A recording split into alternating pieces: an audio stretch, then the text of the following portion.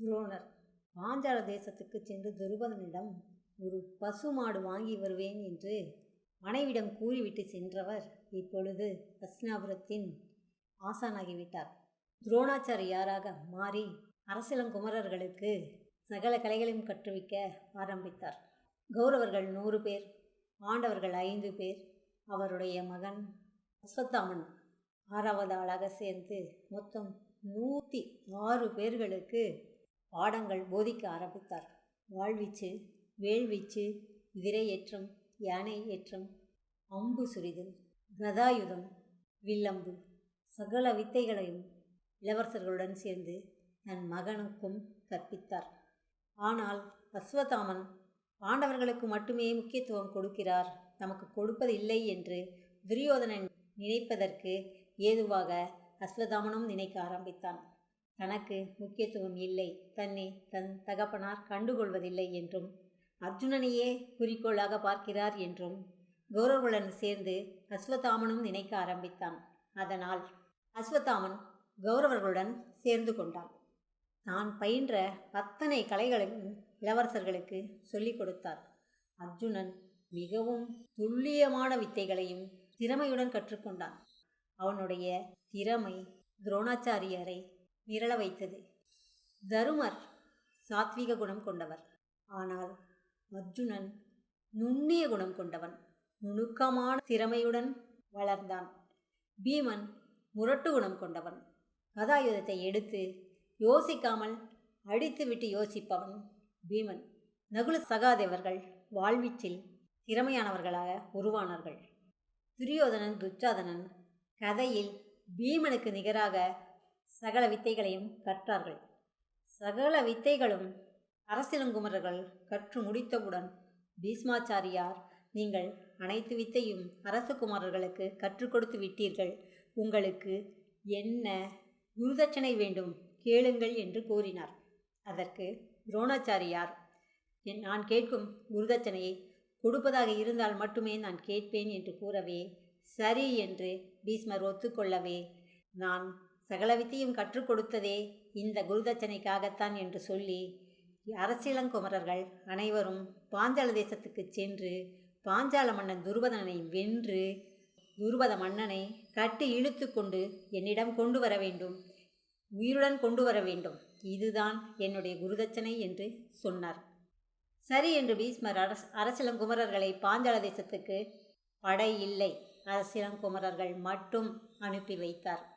படையோடு செல்லாமல் அரசிளங்குமரர்கள் மட்டும் சண்டைக்கு வந்ததால் என்ன என்று தெரியாமல் திகைத்த துருபத மன்னன், அரசிளங்குமரர்கள் சிறியவர்கள் தானே என்று படைக்கு தயாராகவும் இல்லாததால் அரசிளங்குமரர்கள் துருபதனின் ஒரு தேசத்து பகுதியை வென்றுவிட்டார்கள். வென்றுவிட்டு கயிறால் கட்டி தேரில் எடுத்து போட்டுக்கொண்டு ஹஸ்தினாபுரத்திற்கு வந்தார்கள். அனைவரும் கௌரவர்கள் பாண்டவர்கள் அனைவரும் ஒற்றுமையாக போரிட்டு துருபதனை பிடித்து கொண்டு வந்தார்கள்.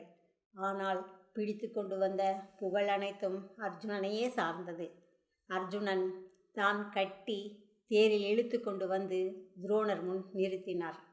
துரோணர் முன் நிறுத்தியவுடன் துரோணர் துருபதனை பார்த்து, துருபதா, நீ இப்பொழுதும் என்னுடைய பாலிய நண்பன்தான், இப்பொழுது நான் உனக்கு நிகரான மன்னனாக இருக்கிறேன் என்று சொல்லி, அரசிளங்குமரர்கள் உன்னிடம் வென்ற ஒரு பகுதியை எனக்கு குருதட்சணையாக கொடுத்து விட்டார்கள், இப்பொழுது நான் அந்த பகுதியின் மன்னனாக இருக்கிறேன், நானும் நீயும் சம அந்தஸ்தில் மன்னனாக உள்ளோம், இப்பொழுது உனக்கு நிகர் நான் உள்ளேனா என்று கேட்டார். உடனே கோபம் வந்தது துருபதனுக்கு. துருபதன் ஒரு சபதம் போட்டான். என்னை தேர்காலில் கட்டி இழுத்து வந்த அர்ஜுனனின் தோளுக்கு ஒரு பெண்ணும், என்னை அவமானப்படுத்தி சீடர்களை விட்டு இழுத்து கொண்டு வந்த உன்னை கொல்ல ஒரு மகனும் பெற்றுக்கொண்டு மீண்டும் உன்னை சந்திக்கிறேன் என்று சபதமிட்டுவிட்டு மீண்டும் திரும்பி பாஞ்சால தேசத்துக்கு சென்றான். துரோணாச்சாரியின் தவ வலிமை. துரோணாச்சாரியார் தன் தவ வலிமையுடன் பல வித்தைகளை கற்றார். அவருடைய மகன் அஸ்வத்தாமனே துரோணாச்சாரியாரின் மிகப்பெரிய பலம், மிகப்பெரிய பலவீனமும் அஸ்வத்தாமனே. அஸ்வத்தாமன் எப்பொழுதும் யாராலும் கொல்லப்படக்கூடாது, எந்த போரிலும் அவனுக்கு வெற்றியே கிடைக்க வேண்டும் என்று விரும்பினார். அஸ்வத்தாமன் மிகப்பெரிய வீரன். அதனால் அவன் எங்கு சென்றாலும் யாராலும் மாண்டுவிடக்கூடாது என்பதற்காக மிக கடுமையான தவம் இருந்தார். அந்த தவத்தின் மூலமாக அவர் ஒரு பெரிய வரம் வாங்கினார். அந்த வரத்தில் அஸ்வத்தாமனின் தலையை யார் நிலத்தில் வீழ்த்துகிறார்களோ அவர்கள் உடனே தலை வெடித்து சிதறி சாக வேண்டும் என்று வரம் வாங்கி கொண்டார்.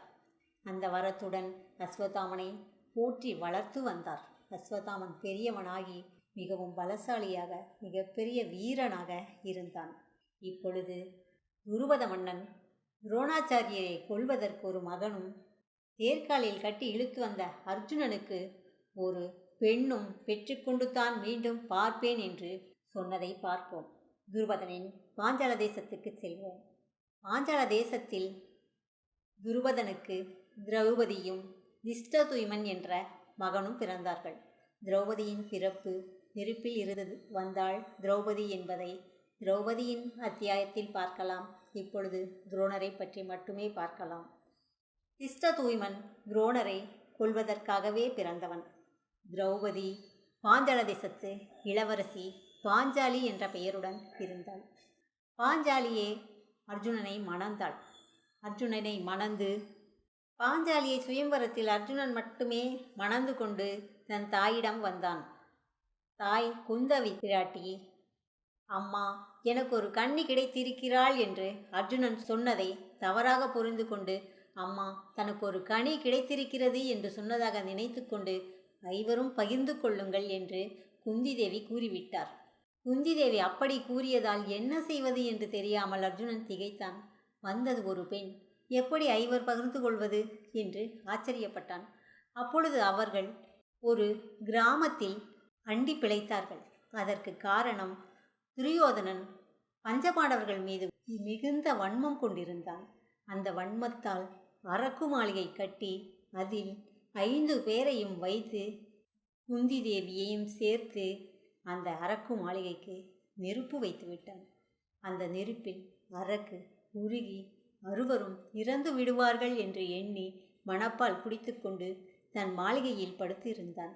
அப்பொழுது ஒரு சீடன் மூலமாக அதை கேள்விப்பட்டு விதுரர் அவர்களுக்கு தகவல் கூறவே பீமன் ஐவரும் தூங்கிக் கொண்டிருக்கும் பொழுது பீமனிடம் மட்டுமே விதுரர் அந்த தகவல் கூறியதால் ஐவரும் தூங்கிக் கொண்டிருப்போது 2 தோளில் இருவரே. பீமன் மிகப்பெரிய பலசாலி அல்லவா, அதனால் அவர்கள் ஐவரையும் தூக்கி கொண்டு ஒரு சுரங்கம் வைத்திருந்தார் விதுரர்.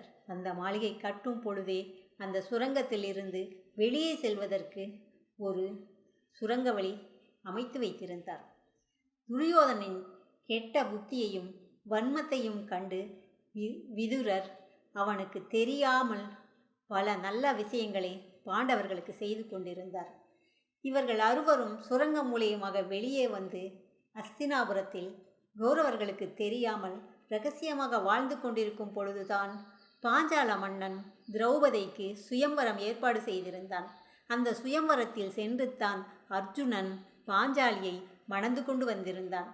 மணந்து கொண்டு வந்து கண்ணி என்பதை கனி என்று புரிந்து கொண்டு குந்தவை பிராட்டி ஐவரும் பகிர்ந்து கொள் என்று சொன்னதால் மட்டுமே பாஞ்சாலி ஐவருக்கும் மனைவியாகவில்லை.